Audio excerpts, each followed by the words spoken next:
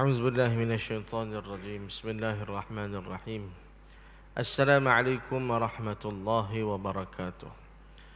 إن الحمد لله نحمده ونستعينه ونستهدي ونستغفره ونتوب إليه ونعوذ بالله من شرور أنفسنا ومن سيئات أعمالنا. من يهده الله فلا مضل له ومن يضلل فلن تجد له وليا مرشدا. والصلاة والسلام على رسوله الأمين وعلى آله وصحبه أجمعين. نويت التعلم والتعليم والتذكر والتذكير والانتفاع والنفع والإفادة والاستفادة والحث على التمسك بكتاب الله تعالى وسنة رسوله صلى الله عليه وسلم والدعاء إلى الهدى والدلالة على الخير ابتغاء وجه الله ومرضاته وقربه وثوابه. أما بعد. Alhamdulillah Rabbil Alamin. Kita bersyukur pada Allah. Masih lagi Allah Ta'ala beri izin kepada kita semua saudara jemaah sekalian untuk kita dapat sama-sama berada pada hari yang ke-20 Ramadan pada hari ini. Ini suatu nikmat yang cukup besar sebenarnya, kerana ramai di kalangan saudara-saudara kita, sahabat kita yang Allah Ta'ala hanya memberi peluang kepadanya sampai kepada hari kemarin sahaja. Kemarin ada jemaah kita, jemaah Masjid Abidin, masjid negeri kita ni yang telah meninggal dunia, Haji Abdul Rahman, Haji Mang, duduk dekat dengan flat kolam tu. Setakat kemarin saja Haji Mang diberi izin oleh Allah. Jadi kita pada hari ini tuan-tuan masih lagi Allah Ta'ala beri segar, bugar, sihat, segar, mega, boleh berlari, boleh berjalan, boleh makan, boleh segala-galanya. Jadi ini semua merupakan suatu peluang yang Allah Ta'ala masih beri kepada kita.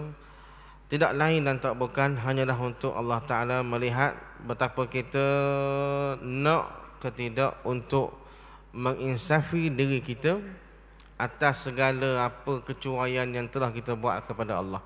Hak tambah amal ibadat tu tambahlah tu. Hak tu tak pelik mana bagi Allah. Memang tujuan kita dibuat untuk amal ibadah kepada Allah. Tetapi yang Allah Ta'ala menunggu-nunggu, yang Allah Ta'ala menunggu-nunggu sangat adalah bagaimana kita nak minta maaf dengan Allah, minta ampun dengan Allah, istighfar kepada Allah. Adakah berlaku pada masa dia beri peluang kita masih lagi hidup hari ini, esok, lusa dan sampai ke seterusnya. Mudah-mudahan Allah Ta'ala beri lagi peluang kepada kita sehingga kita dapat sempurnakan Ramadan kali ini, insya-Allah. Tuan-tuan, puan-puan dirahmati oleh Allah Ta'ala sekalian, kita sudah pun masuk kepada 10 akhir Ramadan. Fasa yang ketiga dalam bulan Ramadan. Jika dibahagi Ramadan itu 30 hari dibahagi kepada 3, maka dapatlah 10 pertama, 10 kedua dan 10 ketiga. Dan kita ini insya-Allah akan masuk kepada 10 yang ketiga dah tuan-tuan puan-puan sekalian. Sedar tak sedar, rupa-rupanya sudah pun kita nak menamatkan bulan Ramadan yang rasa-rasanya baru sahaja baru berjumpa dengan kita. Inilah disebut oleh Nabi, wa kullu ma ati huwa qarib. Setiap apa yang datang di akhir zaman ni dia jadi macam ke sekejap.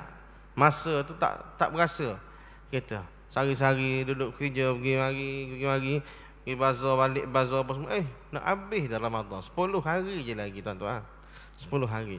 Maka dalam 10 hari ni biasanya kita sinonimkan dengan suatu anugerah yang sangat hebat yang Allah Ta'ala kurniakan kepada umat Nabi Muhammad sallallahu alaihi wasallam, iaitulah anugerah Lailatul Qadar. Lailatul Qadar, malam Al-Qadar. Daripada awal Ramadan lagi ada setengahnya kita berdoa kepada Allah, Allahumma ballighna Lailatul Qadri. Ya Allah, pertemukan kami dengan malam Al-Qadar. Di awal Ramadan lagi ada dah tu imam ataupun kita sendiri yang doa begitu. Kenapa doa nak berjumpa dengan malam Al-Qadar? Kerana malam Al-Qadar itu sangat istimewa sebagaimana Allah Ta'ala sebut dalam surah Al-Qadar sendiri. Dalam Quran pun ada suratul Qadar. Itulah istimewanya. Bila sesuatu itu sangat istimewa, Allah Ta'ala juga akan merakamkannya dalam Al-Quranul Karim. Ada satu surah nama Suratul Qadar, berada pada juzuk yang ke-30. Surah ini Allah Ta'ala sebut Bismillahirrahmanirrahim, Inna anzalnahu fi laylatil qadr, Laylatul qadri khairum min alfi syahr, Tanazzalul malaikatu warruhu fiha biizni rabbihim min kulli amr, Salamun hiya hatta matla'il fajr. Semua daripada awal ayat sampai ke akhir ayat itu semua cerita pasal malam Al-Qadar. Betapa istimewanya antara Allah Ta'ala sebut Lailatul Qadri khairun min alfi syahr. Malam Al-Qadar itu adalah malam yang mana kalau kita beribadah di malam tersebut, bandingan ganjaran yang Allah Ta'ala akan beri kepada kita adalah lebih baik daripada beramal ibadah dalam 1000 bulan. Lebih baik daripada itu lagi.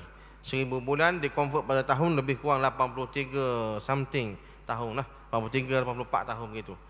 Jadi tuan-tuan sekalian, kita ni umur mungkin ada 80 tahun kita ni, tapi kita start beramal ibadah adakah daripada umur setahun lagi? Tidak. Beramal ibadah tu mungkin umur balik lah. Yang start mula-mula dikira umur 12 tahun mungkin, umur berapa? 13 tahun mungkin. Jadi kita dah tolak dah separuh ataupun mula-mula daripada umur kita 1 hingga 10 tahun tolak tu. Jadi ada lagi kalau 80, 70 tahun saja yang kita beramal ibadah.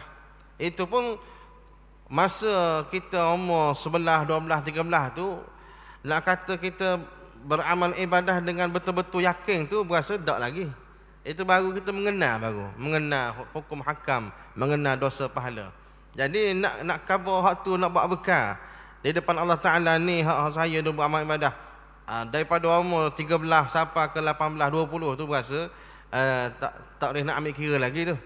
Kalau hak betul-betul pun mungkin umur 30 berasa. Umur 21, 30 ni pun ini umur tengah duk main-main lagi ni. Banyak benda kita dilarangkan dengan itu ini. Jadi tak berapa serius. Kalau nak kira betul-betul serius dalam amal ibadah, umur 30 lah kita letak. 31. Sebab dia menghampiri kepada umur makin dewasa. 31 sampai 40, 10 tahun.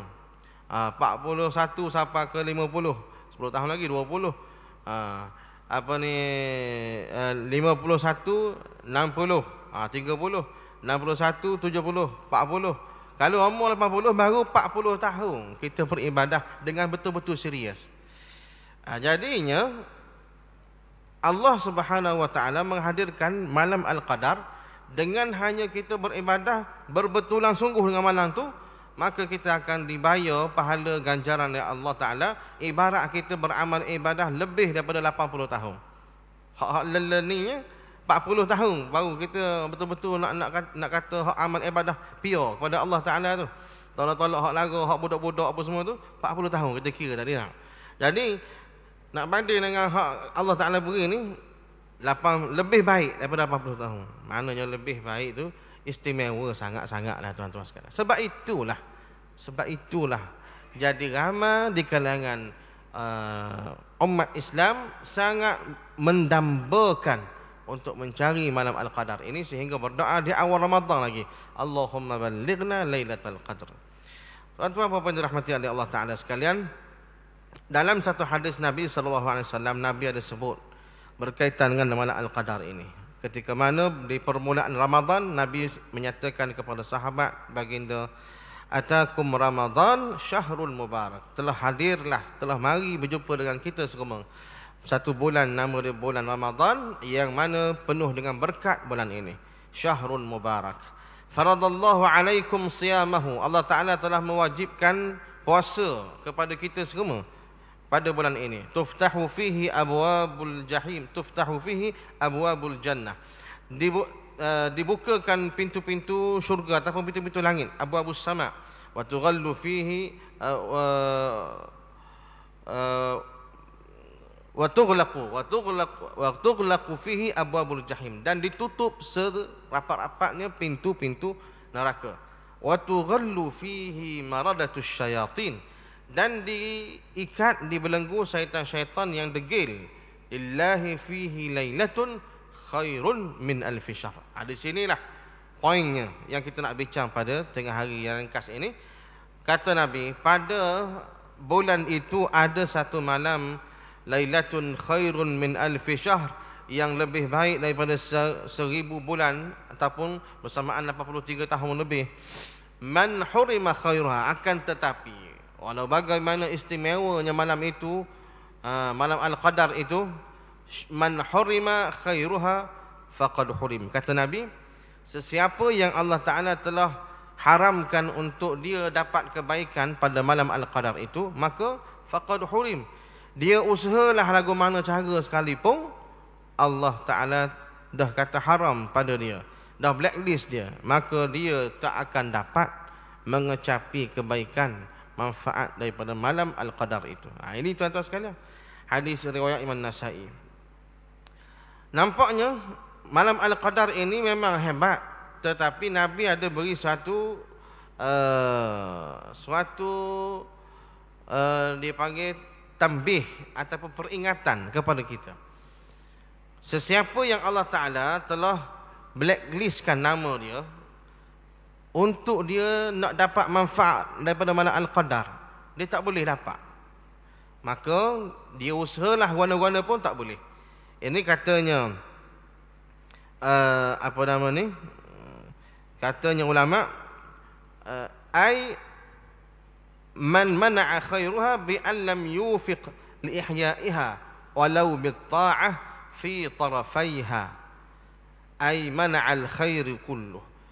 Iaitulah maksud Nabi kata, siapa-siapa yang ditegah untuk dapat kebaikan daripada malam Al-Qadar, ini maksudnya dia tidak akan disepakatkan, tidak akan dipertemukan, tidak akan diberikan oleh Allah untuk suatu persetujuan daripada Allah untuk dia dapat menghidupkan malam Al-Qadar itu. Walaupun dengan satu ketaatan sekalipun, dia tak boleh nak buat. Walaupun dia bercita-cita untuk buat, dia duduk planning macam-macam dah ni. Nak baca Quran lah, nak berzikir lah, nak baca hizib itulah, hizib inilah.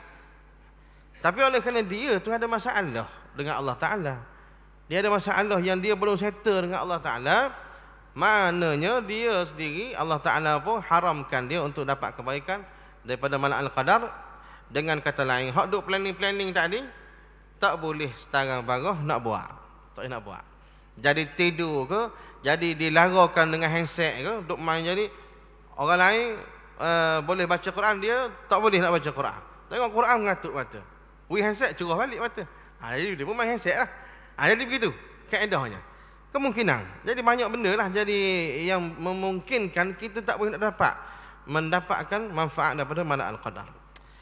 Wal muradu hirmanus sawab. Apa yang dimaksudkan Nabi ini, katanya ulama lagi, maksudnya dia tu juga akan diharamkan, akan ditegah oleh Allah untuk mendapat pahala yang sempurna, awil ghufranu syamil, ataupun keampunan yang sempurna, allazi yafuzu bihil qaim fi ihya'i lailiha. Ataupun boleh jadi orang yang di blacklist ini, dia buat ketaatan, dia mampu buat juga. Contohnya ini pandangan yang berikutnya daripada ulama, tetapi dia buat itu Allah Ta'ala tak beri penuh pahala dia. Kalau pengampunan pun tidak penuh pengampunannya, kerana dia ada masalah yang belum dia settle. Apakah masalah itu sebenarnya? Boleh jadi banyak perkara tuan-tuan. Antara lainnya syirik, dosa syirik. Ini kita mungkin hari ini syirik kita duk terbayang sembah tok pekong, sembah berhala, pakai salib tekak. Itu syirik. Itu syirik yang jali, yang jelas. Di sana ada syirik yang khafi, syirik yang tersembunyi, yang kita tak perasan. Syirik rupanya. Contoh, pergi jumpa dengan Tok Bomo, tuan-tuan. Tok Bomo yang kita mungkin tak panggil Tok Bomo, kita panggil haji ke dia, kita panggil ustaz, kita panggil mokjoh, kita panggil Tok Mek, kita panggil ke dia macam-macam nama lah. Okey. Tetapi orang-orang yang memakai nama-nama tadi ni, rupanya dia punya kaedah dalam berobat salah dan ada mensyirikkan Allah, menyekutukan Allah. Dengan kata lain, dia ada guna bantuan daripada jin, daripada khadam-khadam. Jin itu khadam tu. Maka dengan itu berlakulah kesyirikan. Kita pula pergi jumpa dengan dia. Maka kata Nabi, man ataka hinan aw arrafan, siapa-siapa yang pergi jumpa dengan Tok Mama, tukang tilik, orang-orang yang menggunakan bantuan-bantuan jin ini, fasaddaqahu bima yaqulu, dia menganggukkan apa yang disebut oleh tukang tilik, Tok Mama, orang-orang yang berobat guna bantuan jin tadi. Jadi kita pergi berobat dengan dia ni, kita pun kata, betul sungguhlah tu, ayah haji ke apa, betul tu, Tok Mek ke apa, kita angguk. Fasaddaqahu bima yaqul, katanya Nabi, faqad kafara bima unzila ala Muhammad. Maka orang yang pergi angguk, pergi kata betul tadi, sedangkan dia tak tahu hujung pakar pun, dia hanya percaya apa yang hak depan dia khabar tadi. Dan orang tu kalau dia selidik lagi, orang tu tahu dua mana. Dia tu amalan banyak, dia kasyah. Baik, itu nombor dua. Masalah sekarang ni, bila kita pergi percaya apa yang orang tu khabar, maka kita sebenarnya telah mengkufuri apa yang diturunkan oleh Allah kepada Nabi Muhammad sallallahu alaihi wasallam, iaitu Al-Quran. Itu kata Nabi. Ada satu lagi riwayat kata, man ata kahinan aw arrafan lam tuqbal salatahu 40 yauman. Siapa-siapa pergi jumpa dengan orang-orang yang menggunakan bantuan khidmat jin ni, maka dia tak akan diterima solatnya 40 hari ataupun 40 malam. Maknanya di situ ada syirik yang Allah Ta'ala tak setuju orang buat macam tu. Boleh jadi orang ni lah yang akan disekat untuk dapat manfaat malam Al-Qadar. Dalam masyarakat Melayu, tuan-tuan, banyak sekali benda ni masih lagi berlaku daripada dulu sampai sekarang. Kalau kita kata dulu tu zaman-zaman yang tidak ada teknologi, memang banyak terpengaruh dengan adat resam ataupun perbomohan. Okey. Dah hari ni zaman yang ada teknologi makin canggih apa semua, pun lagi ada orang yang bergantung dengan Tok Mama ini untuk menyembuhkan sakit dia ke, untuk memisahkan hak dia tak setuju angin dengan siapa-siapa ke, nak memisahkan orang. Dia pergi jumpa dengan Tok Mama juga. Dia nak kepada apa yang orang lain milik, dia nak memiliki juga. Dia pergi jumpa Tok Mama juga. Nak melarikan perniagaan, pergi jumpa Tok Mama juga. Sedangkan dia tak tahu yang dia pergi jumpa dengan Tok Mama beri barang, kain kuning ke, apa saja ke, benda-benda yang disuruh simpan ke, disuruh puja ke, disuruh baca mentera-mentera ke, itu semua syirik yang menyebabkan kita tak akan dapat manfaat malam Al-Qadar. Usahalah setara mana pun tak dapat. Kalau dapat pun tak penuh. Itu kata ulama, tuan-tuan. Katanya Al-Imam At-Tibi, ittahada syart wal jaza' dilalatun ala fakhamatil jaza'. Jadi syarat yang diletakkan oleh Nabi ini sangat mendebarkan. Okey. Syaratnya ada orang yang diharamkan oleh Allah Ta'ala untuk mendapat manfaat daripada malam Al-Qadar. Itu satu yang mendebarkan. Kita tak tahu siapa yang diharamkan tu. Okey. Dan begitu juga syarat jaza'. Jaza' itu pembalasan. Malam Al-Qadar itu sangat hebat dia punya nilaian pembalasannya. Okey. Jadi balasan pun hebat, orang yang akan disekat pun hebat juga oleh Allah Ta'ala, siapa yang diharamkan ini. Maka bergabung dua ni, kata Imam At-Tibi, dilalatun ala fakhamatil jaza', menunjukkan di situ ganjaran malam Al-Qadar ini sangat-sangat istimewa dia ni, kerana bukan mudah nak dapat dia ni. Kita kena cek rupanya diri kita. Kita duk gamak kita ni layak belaka. Itulah. Kita mari iktikaf, mari qiyamul lail tu imam umum. Ada qiyamul lail malam ni, masjid ni, masjid tu. Mari kita cari tegak. Kerana nak buruk Lailatul Qadar. Dalam masa yang sama, kita tidak cek diri kita masing-masing, tuan-tuan. Ada ke tidak benda-benda yang sakok di antara kita dengan Allah? Antaranya benda syirik tadi. Syirik. Ini kena pastikan betul-betul ni. Kalau tidak, sajalah. Penat saja kita berjaga malam, penat saja duk baca Quran, zikir apa semua tu, semata-mata nak dapat Al-Qadar, tetapi kita tidak diberikan rupanya oleh Allah Subhanahu Wa Taala, sebab ada benda yang menyekat kita daripada dapat benda tu. Ini kena pesan-pesan belaka lah pada orang-orang tua kita. kita sendiri.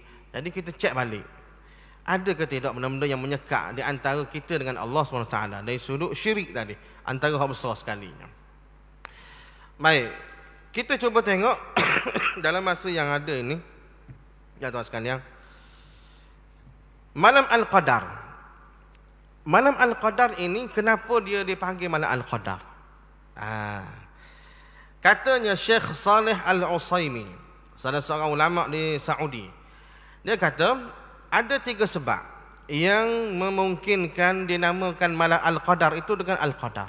Yang pertama sekali kerana Al-Qadar itu dengan maksud At-Ta'zim. Dalam bahasa Arab, Al-Qadar ini juga maksud dia At-Ta'zim, iaitulah keagungan. Keagungan. Dalam Quran Allah Ta'ala ada sebut satu ayat, wa ma qadarullaha haqqa qadri, dan mereka tidak mengagungkan Allah dengan seagung-agungnya. Jadi Al-Qadar itu di situ bermaksud apa nama ni, keagungan. Keagungan di sini boleh jadi kerana adanya peristiwa nuzul Quran. Dalam malam Al-Qadar ini Allah Ta'ala sebenarnya telah menurunkan Al-Quran pada peringkat yang pertama dan peringkat yang kedua pada malam Al-Qadar. Iaitulah peringkat pertama daripada sisi Allah ke Lauh Mahfuz, dan peringkat kedua daripada Lauh Mahfuz ke Baitul Izzah di langit dunia. Dua peringkat ini diturunkan pada malam Al-Qadar menurut pendapat Ibnu Abbas. Okey. Jadi oleh kerana Quran turun pada malam itu, maka disebab itulah dipanggil Al-Qadar, malam yang sangat agung, kerana turunnya Al-Quran yang sangat agung. Begitu juga keagungan di situ merujuk kepada malaikat Allah Ta'ala yang turun pada malam itu dengan seramai-ramainya, menyebabkan malam itu jadi sangat agung kerana hadirnya para malaikat. Katanya Allah dalam surah Al-Qadar tadi, tanazzalul malaikatu warruhu fiha biizni rabbihim min kulli amr. Malaikat turun semuanya pada malam itu, pada malam Al-Qadar itu, menyebabkan itulah yang menjadi suatu yang sangat hebat, keagungan. Dan pada malam itu juga diturunkan oleh Allah rahmat, selamat dan maghfirah, keampunan oleh Allah SWT secara luas, secara meluasnya, menyebabkan itu juga lah ditafsirkan oleh ulama sebagai keagungan. Maka sebab itu nama dia Al-Qadar dengan maksud At-Ta'zim, keagungan. Al-Qadar juga bermaksud yang kedua At-Tadyiq. Tadi At-Ta'zim. Al-Qadar juga dalam bahasa Arab bermaksud At-Tadyiq, maksudnya sempit. Jadi malam Al-Qadar yang pertama kita terjemah malam yang agung. Yang kedua pula malam Al-Qadar maksudnya malam yang sempit. Al-Qadar tu sempit. Ulama menafsirkan yang kedua. Sebab apa sempit? Okey, perkataan sempit itu ada disebut dalam Quran sendiri. Allah Ta'ala guna Al-Qadar dengan maksud sempit. Dalam contohnya ayat Quran sebut wa man qudira alaihi rizquh. Wa man qudira alaihi rizqahu. Sesiapa yang Allah Ta'ala sempitkan rezeki dia. Wa man qudira. Qudira itulah qadar. Ataupun dalam hadis Nabi sallallahu alaihi wasallam, Nabi sebut fa in ghamma alaikum faqdurulah. Bila mana Nabi cerita berkaitan dengan hadis tengok anak bulan. Ni kayak gini. Hari Khamis ni, hari Khamis depan orang tengok anak bulan. Jadi masa tengok anak bulan ada kaedah yang Nabi telah bagi panduan. Fa in ghamma alaikum, kalau masa tengok anak bulan jadi tak nampak, jadi mendung ke, jadi kelabu rasa ke, menyebabkan tak nak nampak anak bulan tersebut, hilal tersebut, faqdurulah, maka kita kena sempitkan dia punya bulan tadi, menyebabkan jadilah dia 30. Jadi 30, esok 30. Sebab tak nampak anak bulan tadi. Dia panggil tadyiqus syahr. Kaedah tadyiq, menyempitkan bulan itu kepada 30, bukan jadi 1 hari bulan esok. Jadi situ maksudnya sempit. Qudira ataupun Al-Qadar di situ. Jadi kalau nak relate dengan malam Al-Qadar, malam yang sempit, sebab apa kata ulama tadi? Kerana satunya sempit itu kerana tarikh Al-Qadar itu disembunyikan oleh Allah, menyebabkan kita jadi sepi nak cari dia. Payah, sempit itu dengan maksud payah kita nak cari dia. Disempitkan, disembunyikan tarikh berlakunya. Sempit di situ juga bermaksud malam yang sempit kerana bumi pada malam itu jadi sempit sesempit-sempitnya. Hak luah-luah litar ni masjid kita ni luah. Rupa je kalau takdir malam Al-Qadar itu berlaku, tuan-tuan, Masjid putih ni jadi sepi. Ruang-ruang tak ada. Tuan-tuan nak duduk. Sebab apa? Sebab malaikat yang turun sangat ramai pada malam itu. Tapi oleh kerana kita ni Allah Ta'ala sekat hijab pandangan kita, tak nampak malaikat. Maka kita tak terasa dah sepi. Kalau kita nampak ni, tak masuknya kita sini ni. Sebab tak ada ruang. Nak masuk ke mana? Jadi begitu tuan-tuan. Malam itu sangat sempit kerana malaikat duduk memenuhi segenap penjuru muka bumi. Yang terakhir sekali, Al-Qadar ini dikatakan oleh ulama bermaksud penentuan takdir. Iaitulah kata Allah, fiha yufraqu kullu amrin hakim. Pada malam Al-Qadar ini Allah Ta'ala putuskan takdir-takdir yang tertentu. Maka malam Al-Qadar malam penentuan takdir, malam ketetapan takdir. Ada juga ulama kata begitu. Tak kisahlah tuan-tuan, apa pun sebab dinamakan Al-Qadar itu, yang penting kita kena usaha untuk kita dapat kebaikan, manfaat daripada mana Al-Qadar. Al-Qadar ini katanya ulama, sebab apa mana Al-Qadar ini Allah Ta'ala beri kepada umat Nabi Muhammad SAW. Al-Imam Malik radhiyallahu ta'ala anhu ada sebut, yang mana dia mendengar daripada ahli ilmu di zamannya bahawanya Rasulullah SAW telah diperlihatkan sebenarnya umur umat-umat yang terdahulu. Allah Ta'ala beri Nabi kita tengok umur umat-umat yang terdahulu ni banyak-banyak. Ini 100 tahun, ini 200 tahun umur umat-umat Nabi-Nabi yang terdahulu. Maka mari timbul kebimbangan di hati Rasulullah SAW. Bila mana Rasulullah tengok pada umur umat Nabi ni tak berapa banyak. Sehingga Nabi sebut a'maru ummati ma baina 60 ila 70. Umur umat aku ni di antara 60 70. Tu hak biasa-biasa. 80 tu dah jadi bonus, 90 bonus, 100 bonus. Jarang-jarang sekali saja. Tapi hak biasa-biasa, hak commonnya 60 70.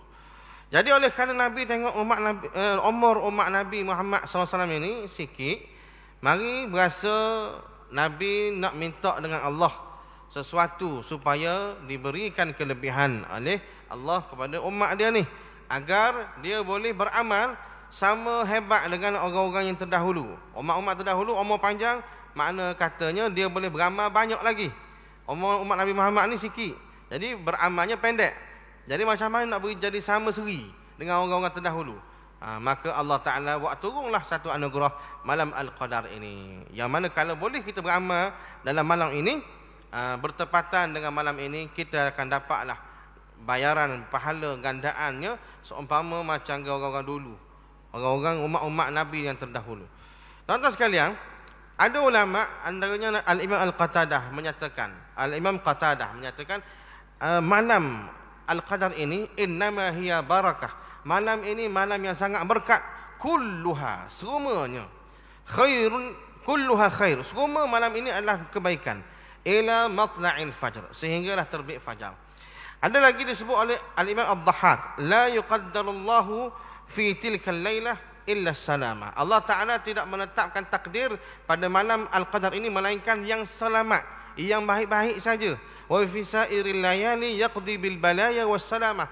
Adapun pada malam-malam yang lain selain daripada malam Al-Qadar, Allah Ta'ala tetapkan ada benda baik, ada benda buruk berlaku pada malam itu. Pada malam Al-Qadar semua benda baik.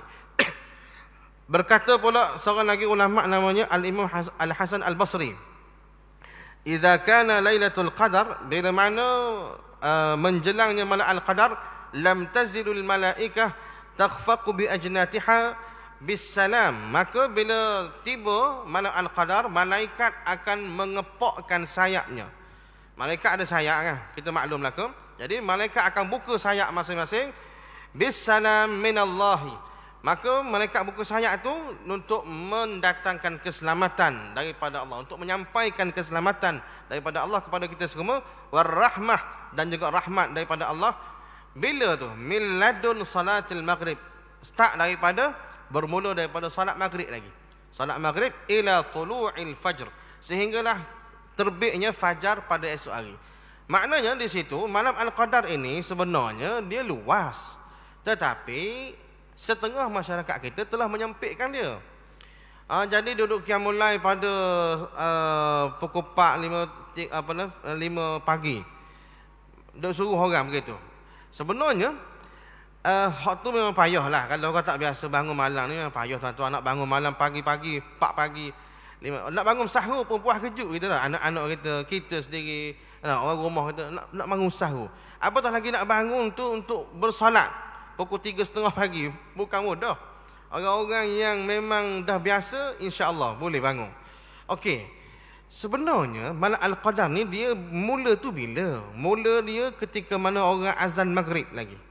Maknanya bila tiba 10 akhir ni tuan-tuan, cubalah kita berjaga-jaga. Bila mana orang bang maghrib je, esok lusa ni 21 sampailah 29, 30 kayak gini.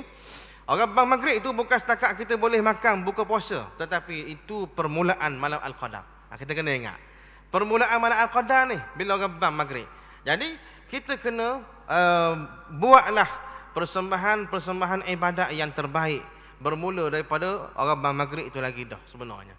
Siapalah kita tidur, dan kalau ada rezeki boleh bangun, alhamdulillah bangunlah qiyamul lail. Kalau tak ada rezeki bangun pun bangun-bangun sahur. Sahur pun ngesuk-ngesuk dah, nak bang subuh dah. Maka kalau begitu takdir ceritanya, kita sudah pembuat yang terbaik di antara maghrib siapa ke nak tidur. Maghrib, selepas maghrib solat maghrib berjemaah. Selepas solat maghrib berjemaah, sembahyang sunat selepas maghrib jangan tinggal. Lepas pada tu sembahyang isyak berjemaah. Selepas sembahyang isyak berjemaah, sembahyang sunat 2 rakaat selepas isyak jangan tinggal. Lepas tu baru solat tarawih. Solat tarawih 8 ke 20 tak kisah, tapi biarlah sudah sama seri dengan tu imam. Tu aturannya. Habis dengan tu imam, lepas tu kita balik rumah. Duduk dengan anak isteri apa semua, kalau nak baca Quran apa semua, tidur tu baca, biarlah kita beradab sungguh dengan masa nak tidur, ambil sembahyangnya, baca doanya apa semua, tidur. Jadi kalau sampai situ kita buat yang terbaik dah, kita tidur tak rupa-rupanya tak bangun ataupun kejut lewat. Jadi malam Al-Qadar tu boleh tak bahagian? Boleh lah. Sebab kita redah ni, dan antara maghrib siapa ke nak tidur tadi. Tu sebenarnya. Jadi memburu malam Al-Qadar ni bukan setakat kita berjaga pagi lah, tetapi sebenarnya saya ringkaskan sebagai penutup, sebenarnya dia bermula daripada maghrib lagi. Dan kalau nak kira hari bila tu, sebenarnya tuan-tuan, perbahasannya panjang lagi. Ada ulama yang katanya malam ganjil berlaku malam Al-Qadar. Ada juga yang tidak kata malam ganjil, malam genap pun ada. Ada hadis saya tak boleh baca, panjang sangat. Lepas tu ada juga yang tidak menentukan malam genap ke malam ganjil, boleh jadi belaka. Jadi ada 3 pendapat ulama sebenarnya yang kata berlaku malam Al-Qadar tu bila. Ada kata malam ganjil, dah hak tu lah kita pegang selama ni tak. Dan ada juga yang kata malam genap, ada hadis. Dan juga ada yang tidak menentukan malam genap ke malam ganjil, boleh jadi belaka. Ada. Dan ini semua bagi kita tak berapa penting. Yang pentingnya bagaimana kita memanfaatkan setiap malam di malam-malam yang akhir ni untuk kita buat yang terbaik kepada Allah Subhanahu Wa Taala. Yang paling penting sekali minta ampunlah kepada Allah. Doalah keampunan sebelum doa benda-benda lain. Dan itulah yang Nabi saran kepada Siti Aisyah pun. Allahumma innaka afuwun tuhibbul afwa fa'fu anna. Dan terakhir sekali saya ulang apa yang dah saya sebut di awal tadi. Tolonglah tuan-tuan kita cek diri kita masing-masing, keluarga kita. Hak benda-benda syirik buanglah belaka. Kalau tidak sia-sia kita usaha nak dapat Lailatul Qadar tapi rupanya disekat. Oleh kerana ada benda-benda syirik, ada benda tak settle dengan Allah Subhanahu Wa Taala. Mudah-mudahan Allah Taala memberikan kita peluang untuk bertemu dengan malam Al-Qadar pada tahun ini insya-Allah. أقول قولي هذا وأستغفر الله العظيم لي ولكم. بسم الله الرحمن الرحيم. الحمد لله والصلاة والسلام على رسول الله وعلى آله وصحبه أجمعين. اللهم انفعنا بما علمتنا وعلمنا مما ينفعنا. ربنا زدنا علما. اللهم بلغنا ليلة القدر إيمانا واحتسابا يا رب العالمين. وصلى الله على نبينا محمد وعلى آله وصحبه وسلم والحمد لله رب العالمين.